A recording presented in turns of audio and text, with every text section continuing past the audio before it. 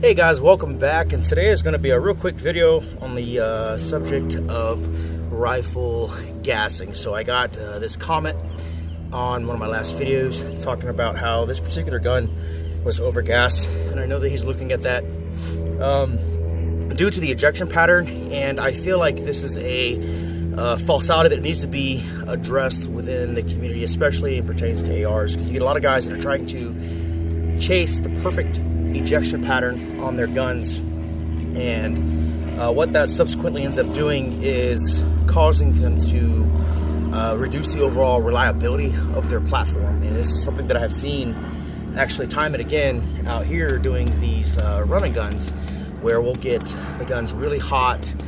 You'll be putting a lot of rounds through them in a short period of time. You'll be in and amongst dust. You'll be shooting with the like the muzzle towards the ground. You'll be having a lot of dirt and dust kicked up from muzzle brakes, flash hiders, so on and so forth. And it causes a lot of issues, especially in pertains whenever you're running a gun suppressed and you start to get that gun in the rain. There is a specific formula that I use when I am building these in order to maximize the reliability that I'm actually getting out of them. And this is based off of experience of a lot of rounds that we have put down range through these weapons. And generally what I'll tend to do is I will buffer them in accordance to the barrel length, so an H3 and a carbine, something at 12.5 or shorter, with a blue spring coast spring, and then an H2 with a 14.5 and a 16 using a blue spring coast spring, and then a rifle length buffer system with a green spring co on anything longer than that. Now there is some playing around that you can do, like the Mod 8s, for example. You're able to run a longer buffer system. They do run a longer buffer system on there. It'll work just fine. But for me, these are the formulas that I tend to stick with when I'm building these guns, and it is something that's worked incredibly well. Now, if you're one of those guys that is trying to gas a gun to run only suppressed, you do you, but my advice is you want to stick with a platform that's able to run both, because these weapons, these are designed to be fighting weapons. These are not sporting weapons.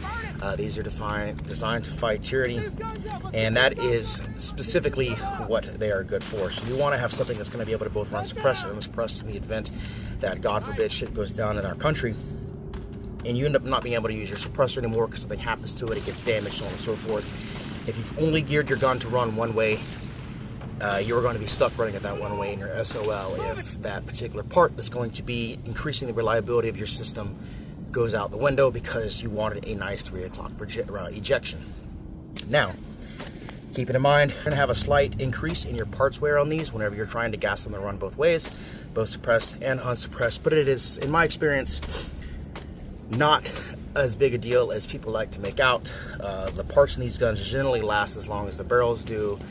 You might have a little faster extractor wear, dash ring wear, something like that, but I keep both of those parts in the grip of these guns in the event that I need them, and generally I'm getting several thousand rounds out of an extractor. This gun here is sitting at about 6,000 rounds, and I've yet to change gas rings or an extractor, and they're both passing just fine.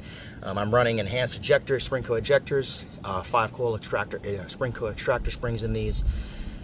So if you're setting your guns up right, it's not as big a deal as some people like to make it out to be. So what I'm going to do here is just a quick demonstration that both suppressed and unsuppressed of how these things run. You'll notice that there's that ejection pattern that everybody is chasing with both of these setups whenever the gun is unsuppressed, and then when they suppress, that ejection pattern is going to kick back forward.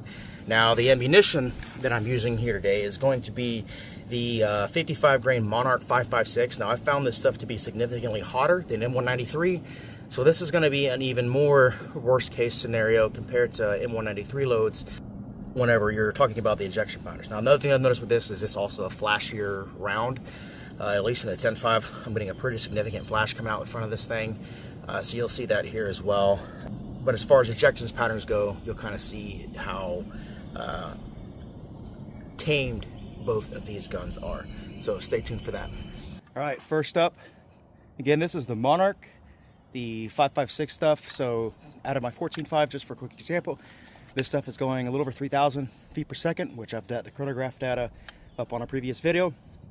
It's the M193 out of the same gun is going about 100, 120 feet per second slower than this. So this is actually hotter stuff than what you're M193. And the M193 that I'm talking about is the stuff that is contracted through Winchester currently. It is actual Lake City M193, so it's manufactured in the same Lake City plant that you guys are used to with the federal stuff. But this stuff is going to be just a little bit hotter than that.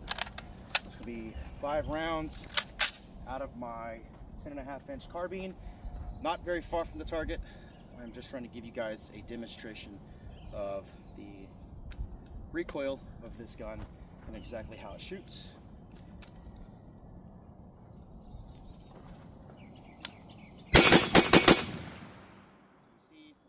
Basically straight out to my right side with this. All the brass landed. I got 1, 2, 3, 4. I had one go a little bit further forward. That one might have been slightly hotter, but it's all basically right here in this area. All right, same gun, same ammunition, same magazine, except with a can on it.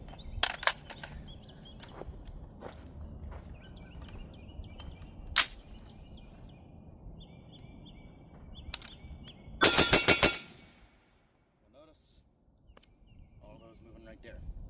Again, for 10.5-inch carbine, this is what you would call properly gassed. This is going to be an incredibly reliable system, and in fact, this thing has run toe-to-toe with any XYZ type build that you want to, any manufacturer that you want to pit it up against. This will hang with it. And in a lot of cases, it's actually done a little bit better than some of those primo type manufacturers.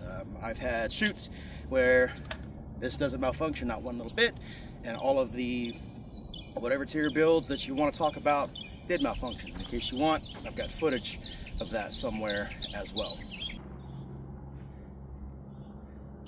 Mockingbird up there going absolutely apeshit.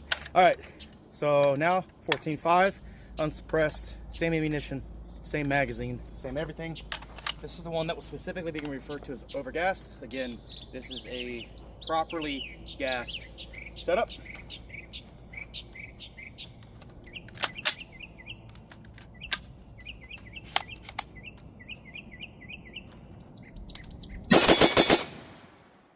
Notice where all of those went. All right, let's go ahead and grab the can, see the difference. Man, bro, it's still going ape shit up there. All right, so again, same gun, same magazine, same ammunition. Added a can to it this time. All right, you'll notice overgassed. Kicking forward. If you gas a gun in order to be reliable in all conditions, this is what you're going to end up with. A lot of guys want to have their cake and eat it too. Just keeping in mind that if you're going to gas a gun to be doing that with one of these, the gun is not going to be reliable. Especially once you start running the gun really hard, you start getting it extremely fouled. You start bumping a lot of carbon backwards into the system. You start including rain, grit, sand, dirt, all that kind of stuff into the scenario. You are going to greatly hinder the overall reliability of your system. So set your guns up accordingly. We've been doing this a long time. We've been running these guns really, really hard. I would dare say harder than probably 90% of the shooters out there. And we've got a system that not only works extremely well, it excels in most areas in comparison to other builds.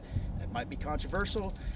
You might say bullshit. You might moan, complain about whatever you want with it, but proof's in the pudding, guys. We put a lot of rounds down range a year and we run these guns incredibly hard. So if you have any questions, drop them down in the comment section below. Don't forget to like, share, subscribe, and I appreciate you guys watching.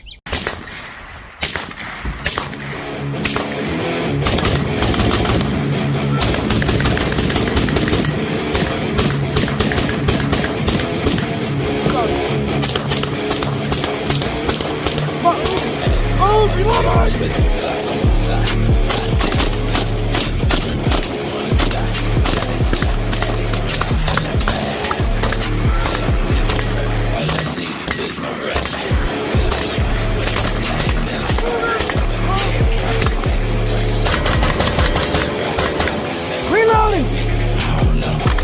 Mark! Move!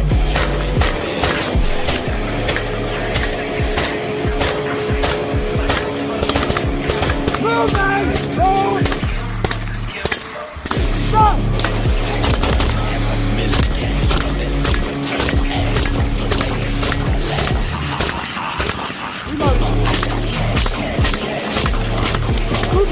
Move!